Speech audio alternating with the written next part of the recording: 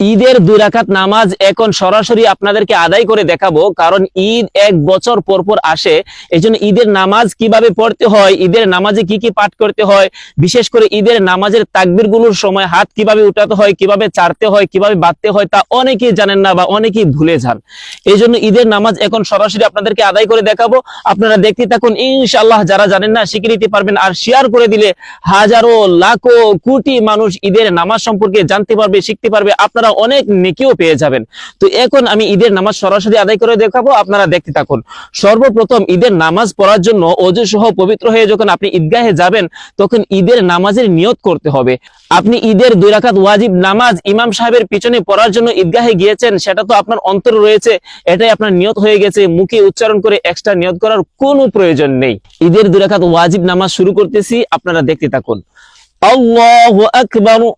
سبحانك اللهم وبحمدك وتبارك اسمك وتعالى جدك ولا إله غيرك. الله أكبر الله أكبر الله أكبر.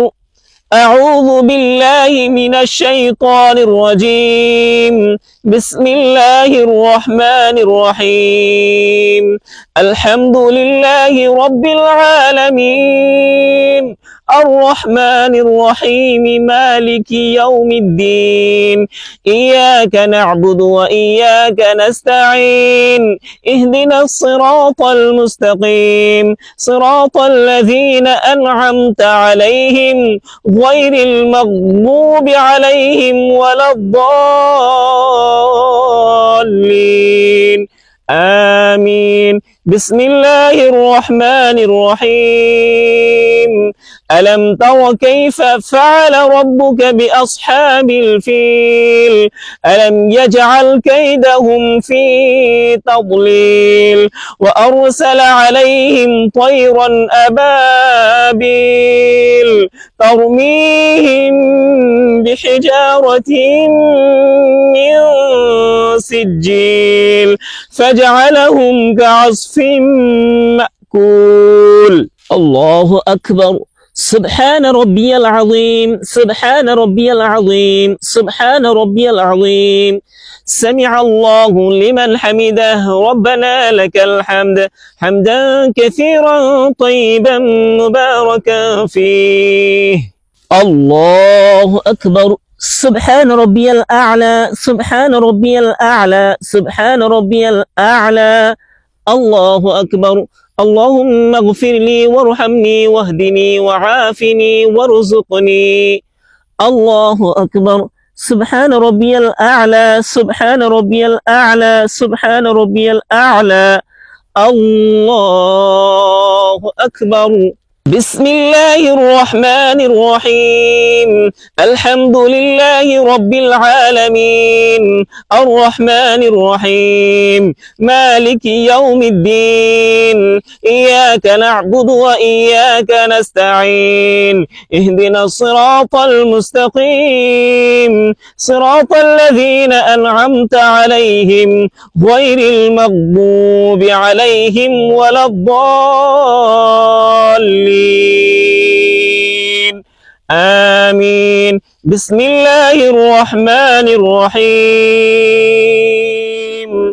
لإيلاف قريش إيلافهم رحلة الشتاء والصيف فليعبدوا رب هذا البيت الذي أطعمهم من جوع وآمنهم من خوف. الله أكبر الله أكبر الله أكبر الله أكبر. سبحان ربي العظيم سبحان ربي العظيم سبحان ربي العظيم.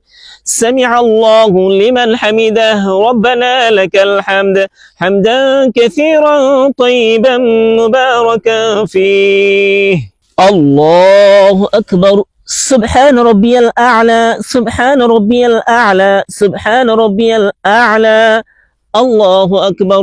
اللهم اغفر لي وارحمني واهدني وعافني وارزقني. الله أكبر. سبحان ربي الأعلى سبحان ربي الأعلى سبحان ربي الأعلى. الله أكبر. التحيات لله والصلوات والطيبات. السلام عليك أيها النبي ورحمة الله وبركاته. السلام علينا وعلى عباد الله الصالحين. أشهد أن لا إله إلا الله وأشهد أن محمدا عبده ورسوله. اللهم صل على محمد وعلى آل محمد كما صليت على إبراهيم وعلى آل إبراهيم إنك حميد مجيد. اللهم بارك على محمد وعلى آل محمد كما باركت على إبراهيم وعلى آل إبراهيم إنك حميد مجيد. اللهم إني ظلمت نفسي ظلما كثيرا ولا يغفر الذنوب إلا أنت فاغفر لي مغفرة من عندك وارحمني إنك أنت الغفور الرحيم. السلام عليكم ورحمة الله. السلام عليكم ورحمة الله. আলহামদুলিল্লাহ, ঈদের 2 রাকাত ওয়াজিব নামাজ আদায় করলাম। অতিরিক্ত তাকবীর বললাম প্রথম রাকাতে 3টি এবং দ্বিতীয় রাকাতে 3টি, মোট 6টি অতিরিক্ত তাকবীর বললাম। আমাদের এই ভারত উপমহাদেশের উলামায়ে কেরাম, হানাফি মাযহাবের উলামায়ে কেরাম এবং আমাদের দেশের ভিজ্ঞ উলামায়ে কেরামের মতে অতিরিক্ত তাকবীর প্রথম রাকাতে হবে 3টি এবং দ্বিতীয় রাকাতে হবে 3টি। তবে এই অতিরিক্ত তাকবীর নিয়ে অনেকগুলো মত রয়েছে। আপনি যে মত অনুসরণ করেন সেটার উপর আমল করতে পারবেন, কোনো সমস্যা নাই, এখানে ঝগড়াঝাটি করার কোনো প্রয়োজন নেই। তবে প্রথম রাকাতের অতিরিক্ত তাকবীরগুলো বলার নিয়ম হলো, আপনি যখন সানা পাঠ শেষ করবেন, ইমাম সাহেব সানা পাঠ করা শেষ করবেন, এরপরে ইমাম সাহেব আল্লাহু আকবার বলবেন, আপনি আল্লাহু আকবার বলে হাত উঠাবেন, ছেড়ে দিবেন। এরপরে দ্বিতীয়বার ইমাম সাহেব আল্লাহু আকবার বলে হাত উঠাবেন, আপনি হাত উঠাবেন, ছেড়ে দিবেন। এরপরে ইমাম সাহেব তৃতীয়বার আল্লাহু আকবার বলবেন, আপনি হাত উঠাবেন, হাত বেঁধে নেবেন। শেষ প্রথম রাকাত। এরপরে দ্বিতীয় রাকাতে যখন সূরা ফাতিহা পড়বেন, সূরা ফাতিহার সাথে অন্য একটি সূরা মিলিয়ে নেবেন। এরপর 3 বার ইমাম সাহেব আল্লাহু আকবার বলবেন, অতিরিক্ত 3টি তাকবীর। আল্লাহু আকবার, হাত ছেড়ে দিবেন, আল্লাহু আকবার, হাত উঠাবেন, ছেড়ে দিবেন, আল্লাহু আকবার, হাত উঠাবেন, ছেড়ে দিবেন।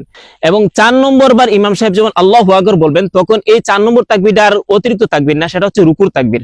আল্লাহু আকবার বলে রুকুতে চলে যাবেন, ওই 4 নম্বর তাকবীরের সামনে আপনি হাত উঠাবেন না। আশা করি বুঝতে পেরেছেন। এবার শেয়ার করে দিলে ইনশাআল্লাহ হাজারো লাখো কোটি মানুষের উপকারে আসবে।